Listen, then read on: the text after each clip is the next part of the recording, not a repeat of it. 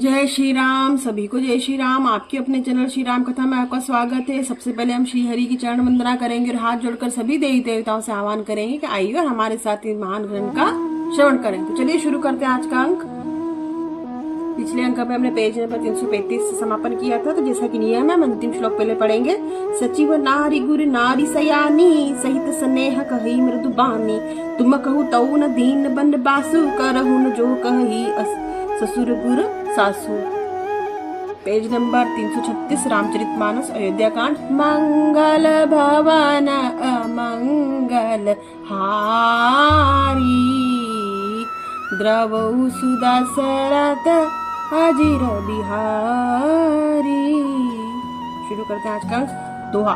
Seek सीतली हित मधुर मृदु, सुनि सीतहीन सोहानी, शरद चंद चंदीनी लगत, जनु चकई अकुलानी, सियावर रामचंद्र जी की जय। इसका हिंदी में अर्थ जानते हैं। यह शीतल हितकारी मधुर और कोमल सीख सुनने पर सीता जी को अच्छी नहीं लगी। इस प्रकार व्याकुल हो गई मानो शरद ऋतु चंद्रमा की चांदनी लगते ही चकई व्याकुल हो उठी हो। सिय सकूस बर उतरुन देई, सो मुनि तम की उठी के कई, मुनि पट भूषण भाजन आनी, आगे धरी बोली मृदु बानी।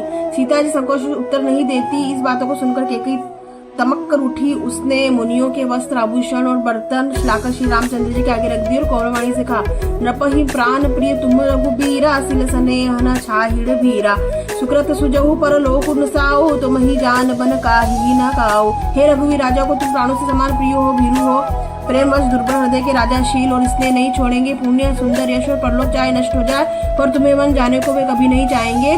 अस विचारी सोई करहु जो भावा, राम जननी सिख सुनी सुख पावा, भूपई बचन बान सम लागे, करहीन प्राण प्रयान अभागे। ऐसे विचार कर जो तुम्हें अच्छा लगे वही करो। माता की सीख सुनकर श्री रामचंद्र जी ने सुख पाया, परंतु राजा को यह वचन बाण के समान लगे। अब भी अभागे प्राण नहीं निकलते। लोक बिकल मरु मूर्छित नर ना हो, काह करिए कछु सूजन काहू। राम तुरत मुनि बेश बनाई, चले जनक जन नीहि सिरु नाई। राजा मूर्छित हो गए, लोग व्याकुल हो है, किसी को कुछ सूझ नहीं पड़ रहा कि क्या करे। श्री रामचंद्र तुरंत मुनि का वेश धारण कर माता पिता के सिर नवाकर चल दिए। दुआ। सजी बनु साजु समाज सबो बनीता, बंधु समेत बंदी विप्र गुर चरण, प्रभु चले करी सबही अचेत। वन का यह साथ समाज सच कर वन के लिए आवश्यक वस्तुओं का साथ लेकर श्री रामचंद्र जी स्त्री सीता जी और भाई लक्ष्मण सहित ब्राह्मण और गुरु के चरणों की वंदना करके सबको अचेत करके चले गए। निकसी वशिष्ठ द्वार वह ठाड़े, देखे लोग बिरध खड़े, कई प्रिय वचन सकल समुझाई, विप्र वृंद रघुवीर बुलाए। राजमहल में निकलकर श्री रामचंद्र जी वशिष्ठ जी के राज्य में जा खड़े और देखा कि सब लोग विरह की अग्नि में जल रहे हैं। उन्होंने प्रिय वचन कहकर सबको समझाया। फिर श्री रामचंद्र जी ने ब्राह्मणों की मंडली को बुलाया। गुरसन कही बर शासन दीन्हे, आदर दान विनय बस कीन्हे, जाचक दान मान संतोषे, मित पुनीत प्रेम परितोषे। गुरुजी ने यह कहकर सबको वर्षासन दी और आदर दान और विनय से उन्हें वश में कर लिया। फिर याचकों को दान और मान देकर संतुष्ट किया तथा मित्रों को पवित्र प्रेम से प्रयत्न किया। दासी दास बोलाई बरोही, गुरु ही सौंपे बोले कर जोरी, सब कई बार संभार गोसाई, कर भी जनक जननी के नाई। फिर दास दासियों को बुलाकर उन्हें गुरुजी को सौंपकर हाथ जोड़ के बोले, हे गोसाई, इन सबकी माता पिता के समान साथ सम्मान करते रहिए। बार ही बार जोरी जुग पानी, कहत राम सब बन मृदु बानी, सोई सब भांति मोह हितकारी, जही ते कहे रहे भुकाल सुखारी। श्री रामचंद्र जी बार बार दोनों हाथ जोड़कर सबसे कोमल वाणी करते हैं कि मेरा सब प्रकार से हितकारी मित्र वही होगा जिसकी चेष्टा से महाराज सुखी रहे। दोहा। मातु सकल मोरे बिरहा, जेहि न जे होई दुख दीन, सोई उपाऊ तुम करेऊ सब पूर जन परम प्रवीण। सिया और रामचंद्र की जय। हे परम चतुर पूर्ववासी सज्जनों, आप लोग सब वही उपाय करिएगा जिससे मेरी सब माताएं मेरे विरह दुख में दुखी न हो।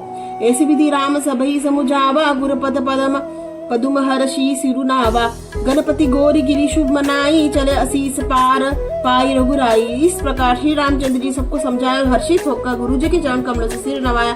फिर गणेश जी, पार्वती जी और कैलाशपति महादेव जी को मनाकर तथा आशीर्वाद पाकर श्री रघुनाथ जी चले। राम चलत अति भयउ विषादु, सुनि न जाई पुर आरत साधु, कुसगुन लंक अवध अति शोकु, हर्ष विषाद विबक सुर लोकु। श्री रामचंद्र के चलते ही बड़ा भारी विषाद हो गया। नगर का अर्थनाथ हाहाकार सुना नहीं जाता। लंका में बुरे शकुन होने लगे। अयोध्या में अत्यंत शोक छा गया और देवलोक में सब हर्ष और विषाद दोनों में वश हो गए। हर्ष इस बात का था कि राक्षसों का नाश होगा और विषाद अयोध्या वासियों के शोक के कारण था।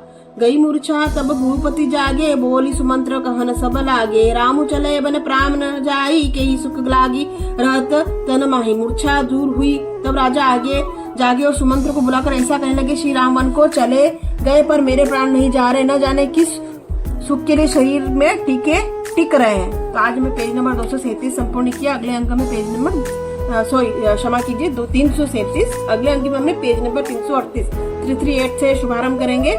तो हाथ जोड़कर सभी देवी देवताओं से क्षमा याचना करते हैं। अगर इस महान ग्रंथ को पढ़ने सुनने में किसी प्रकार की त्रुटि हमें क्षमा करें। आप चैनल को लाइक करें, सब्सक्राइब करें, शेयर करें, प्लीज सपोर्ट करें। कोई सुझाव हो तो कमेंट में अवश्य लिखिए। और मंगल भवन अमंगल हारी, द्रवउस दशरथ अजिर बिहारी। पेज नंबर 338 में आपसे फिर भेंट होगी। तब तक के लिए आप सभी को जय श्री राम।